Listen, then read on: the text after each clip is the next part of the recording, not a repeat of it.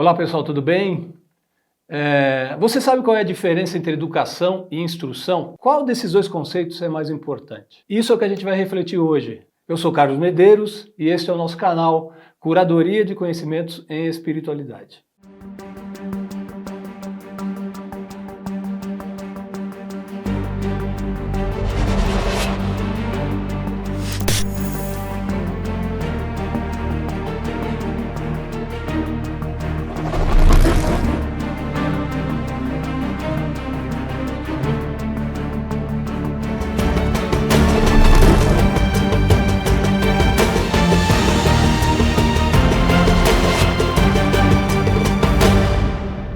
A gente entende que há até uma certa dificuldade em conceituar ambas as palavras, né? Instrução e educação. Principalmente porque quando se fala em educação, a gente associa ao processo de escolarização, a instrução escolar. Nós vamos seguir nosso raciocínio para poder discutir esses dois temas tão importantes. A educação, propriamente dita, ela está relacionada com o nosso caráter. A educação forma os valores internos do homem, forma o seu caráter. Enquanto a instrução está relacionada ao intelecto, à inteligência. Então, educação forma o caráter, instrução forma o intelecto, a inteligência. Por isso que a gente costuma dizer que um homem que é instruído, nem sempre ele é educado. Essa é uma reflexão legal para a gente fazer. O homem instruído nem sempre é educado. E digo mais, ninguém pode educar alguém. Alguém só pode educar-se a si mesmo. Existe um processo de autoeducação, de autoformação do caráter, que diz respeito a você mesmo. Aquilo que a gente diz e que a gente faz tem um impacto decisivo na nossa formação. Por isso que a autoeducação é tão importante. Para nós fica também uma pergunta, né? O educador pode produzir no educando alguma receptividade, uma ressonância propícia para uma mudança, para melhor? Quer dizer, o quanto a educação de alguém externo influencia no seu comportamento interno? Diretamente não. Indiretamente sim, ele pode despertar muitas potencialidades latentes na pessoa. Educar é uma arte, ela consiste em despertar as potencialidades que estão dentro das pessoas. Mas depende essencialmente da própria pessoa esse processo de autoeducação, de capturar essa informação externa, por melhor que ela seja,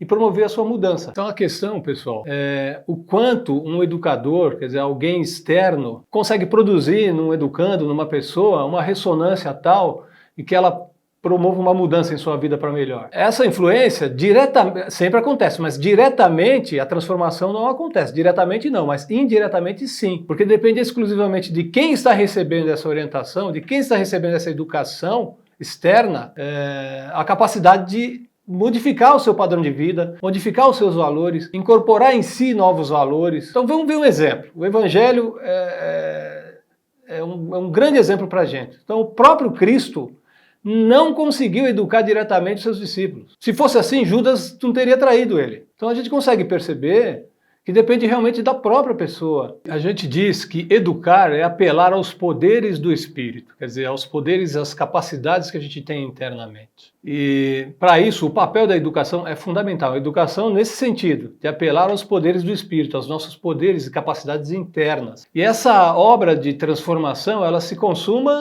não se consuma miraculosamente em um dia, em um ano ou alguns anos de vida, mas a vida inteira. Educar é extrair do interior e não assimilar do exterior.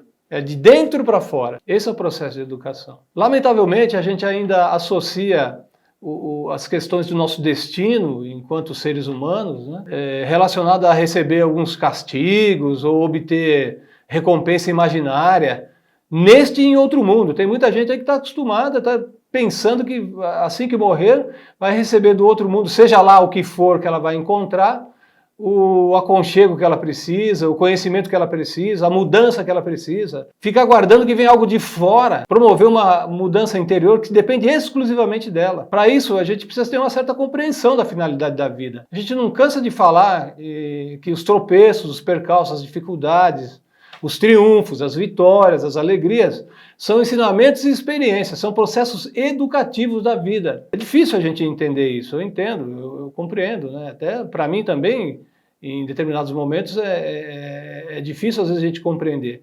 Mas no momento que você para refletir efetivamente na sua vida, em refletir no que você é, no seu propósito de existência, você passa a ter uma nova noção do que você é, da sua vida. Qual que é o seu propósito de existência? Por que você está aqui? O mundo tem 7 bilhões de pessoas, fala-se até em 8 bilhões de pessoas, porque existem comunidades que a contagem de seres humanos é mais difícil, né?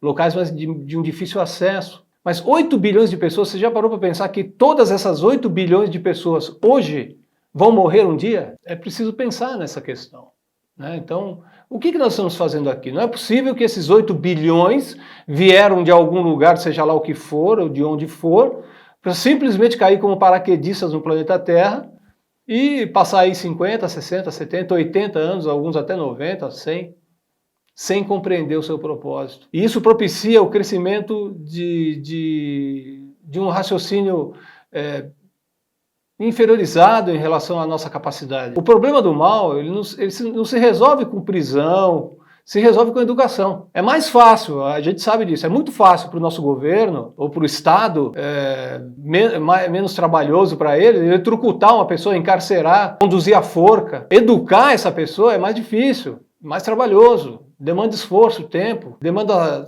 sabedoria, demanda caridade. Por isso o Estado manda os criminosos à forca e as religiões tradicionais mandam os pecadores para o inferno, é mais fácil. Então é preciso parar para pensar nisso. Essa mudança interna, ela é possível. Às vezes a gente costuma dizer, querer é poder. Eu pergunto, será? Sempre querer é poder? Saber é poder. Quem sabe pode. Quem simplesmente quer, geralmente ignora a maneira de realizar o seu querer. E pode muito pouco, ou coisa alguma. Essa questão da educação, da instrução, pessoal, está relacionada a um outro conceito chamado conversão. Indivíduo, meu amigo, meu irmão, minha irmã, meu pai, enfim, se converteu para essa ou aquela religião. Só existe conversão verdadeira se houver transformação. Todo objeto convertido é um objeto valorizado. O conceito de conversão não pode ser associado exclusivamente à mudança de patamar religioso, político-partidário, social. Uma pessoa convertida realmente é uma pessoa educada, valorizada perante si mesma e perante a sociedade. E isso a gente tem grandes exemplos no Evangelho. Por exemplo, Saulo se transforma em Paulo, Simão se transforma em Pedro e Madalena se transforma em Maria. Objeto convertido é objeto valorizado. Só há conversão verdadeira se houver transformação, se houver autoeducação. Então, para nós, o que fica de toda essa nossa discussão do dia de hoje é a importância da educação na nossa vida no sentido de formar o nosso caráter, né? De formar os nossos valores, de resgatar aquilo que a gente tem de melhor dentro de nós, para que nós sejamos realmente pessoas mais educadas na sociedade, além de sermos instruídos, evidentemente. Fica aqui o meu abraço, o meu beijo no seu coração e muito obrigado pela sua atenção no nosso canal Curadoria de Conhecimentos em Espiritualidade. Se você tem interesse em aprofundar mais nesse assunto, há 2 livros interessantes que a gente pode indicar para vocês. O primeiro deles é a Educação do Homem Integral, do filósofo brasileiro Huberto Roden, e o outro, O Mestre na Educação, do escritor Vinícius. Se você quer aprofundar nesse tema, está aí o nosso papel da curadoria, sugerindo essas 2 leituras para você. Muita paz no seu coração.